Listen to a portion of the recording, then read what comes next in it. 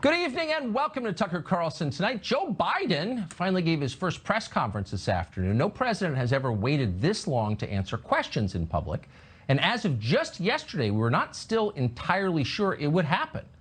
A reporter at the White House saw Biden ambling around and asked him if he was ready for his first press conference. "What press conference?" Biden replied.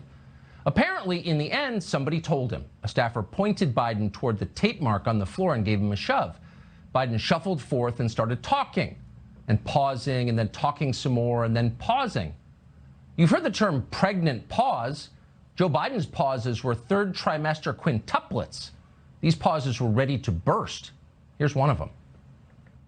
So the best way to get something done, if it holds near and dear to you that you like to be able to, anyway. We're going to get a lot done. Got that, America? We're going to get a lot done. A lot. Of course, we'll get a lot more done and confuse far fewer people if we go ahead and read our policy positions from small pieces of paper that others have painstakingly prepared for us. That way we won't lose consciousness in mid-sentence or accidentally start a war. So when the topic of North Korea arose, Joe Biden knew exactly what to do. He found his piece of paper and he started reading the words that had been written on it. We're consulting with our allies and partners, and there will be responses if they choose to escalate. We will respond accordingly. But I'm also prepared for some form of diplomacy. It's got to be pretty intimidating to the North Koreans, who, of course, are watching it in real time. They've got nukes in Pyongyang now, and that means they probably have cable TV, too. Don't underestimate these people. They're crafty. Of course, the North Koreans were already deeply afraid of Joe Biden. They know that he means business. They remember the time that Biden beat the crap out of the entire Kim family with a chain.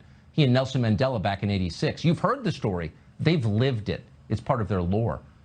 And now this. North Korea is facing not just Joe Biden's masculinity, but an entire piece of paper with instructions on it that Joe Biden is perfectly willing to read anytime he needs to.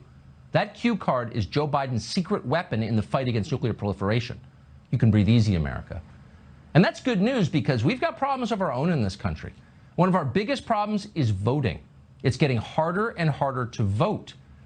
There are some people in America, bigots, let's just call them what they are, who are demanding that we know voters' identities before we let them choose our government.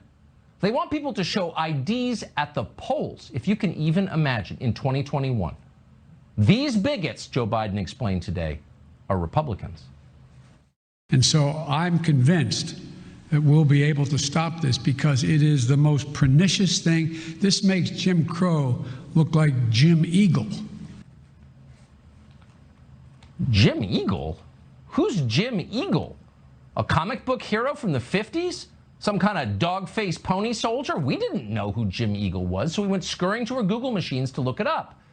Then we realized, duh, we're being way too literal here. It's an analogy. Crow, eagle. They're both birds, but an eagle is much bigger than a crow. That means that asking people to show a driver's license when they vote is much more racist than segregation and lynchings. Segregation and lynchings were Jim Crow.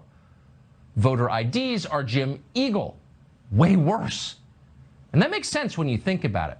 Most black people don't have government-issued IDs, and that's why they can't drive cars, or fly in airplanes, or hold jobs, or stay in hotels, or go to the doctor, or cash checks, or sign rental agreements, or buy homes, or open bank accounts, or purchase Sudafed at CVS. Black people can't do any of those things because they don't have IDs. Millions and millions of them don't have IDs, and it's sad, as Joe Biden often points out.